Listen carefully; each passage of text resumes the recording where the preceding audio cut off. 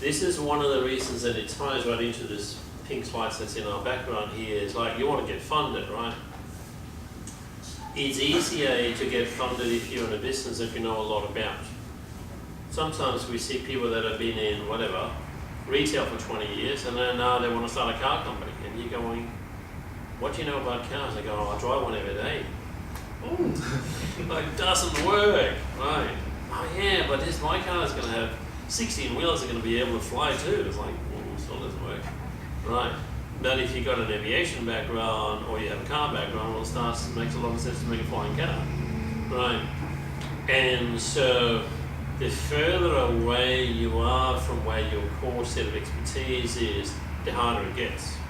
Like say for you, if you've previously been an au pair, I don't know if you have, but if that's been part of your life story, everyone says, oh, you know what it is like. If you used au pairs, well, you know the other side of the equation, you know both sides, even better.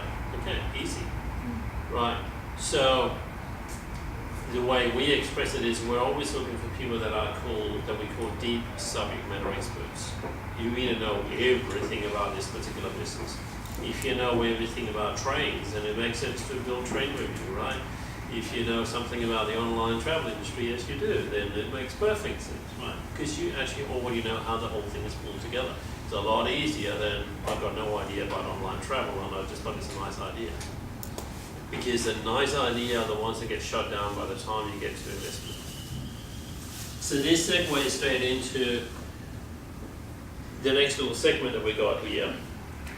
When is the right time for investment? And I'm just going to pull this one over here and do my favorite thing, which is just make drawings. So, you know, this is a potential revenue curve for a business. We're going to do a few of these things here, so follow with me. And by the way, again, just if you've got any questions, just don't be shy, just put your hands up, stop me.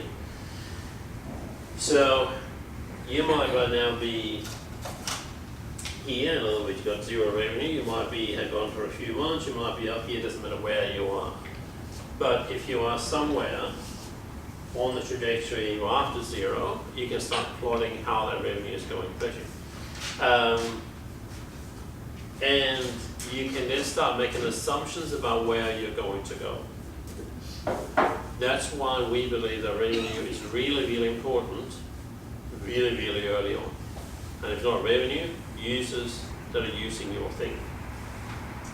Users that are using a thing only works in software. However, you can't sell cosmetics or underwear or something like that and just give it away for free, because that's kind of a loss-making proposition very fast, right? The reason users are important is because most people that will invest in a business know less about the business than you do. Does that sound like a true statement? An investor coming in will know a lot less about your business than you do. So therefore they know that they're at disadvantage. They're looking for proof. And proof is in, oh, so we got 1,000 users, okay, 1,000 users, what kind of users? Oh, they're active every week. Oh, okay, that's not an accident. If you had 50, that could be just good luck or accident or loss of family relations in far-flung countries, I don't know, but that's doable. 1,000 people, that's not doable just because I've got a large LinkedIn network. That's not an accident. So investors know that having a user base of some sort, or having a fan base that actually do engage with whatever it is that we've sold them, is the first point of proof. And the second point of proof is that, so the first thing down here is that they're active, they're doing something. And the second point is, are they transacting some dollars?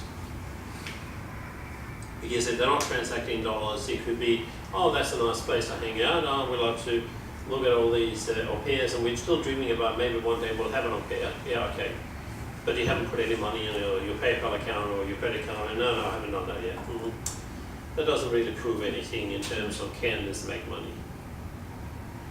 But some platforms go for a long time in the space of just having active users before they actually start converting those active users into dollar revenue. But we're going through an age from a business development, when I say age, I mean 2019 as an age, where the focus is shifting far and far more to revenue. And the focus is shifting to see the revenue sooner, not later. And the simple way, simply why that is so, is because it de-risks an investment. Now, it's important to remember that does not mean that that revenue is something that is profitable, and it definitely doesn't mean that it's enough revenue you can live off it.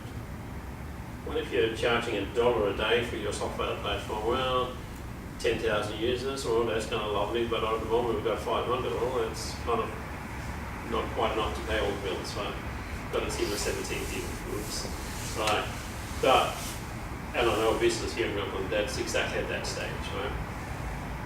But it's like, these are some of the key pointers. Now, how does that relate to your capital investment up here, where they're putting dollars into the business, hopefully lots of it, is that if we're looking after the revenue first, and we're looking after the capital investment second, it means that, okay, if I don't get my investment this month, but I get it in May instead, well, we can still carry on the business.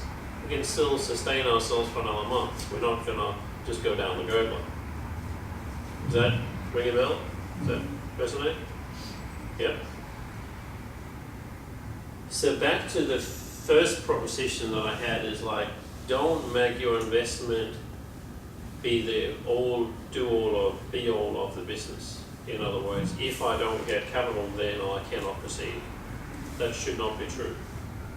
And if at the moment that is your truth, then you've got to think about how can I remodel what I'm currently doing to the point where, yeah, the investment money will make us a much better business, but if I don't get it for another month, I'm still okay. That's an important shift of mindset or shift of business plan potentially, and it may be that you need to shift some of your priorities inside the business.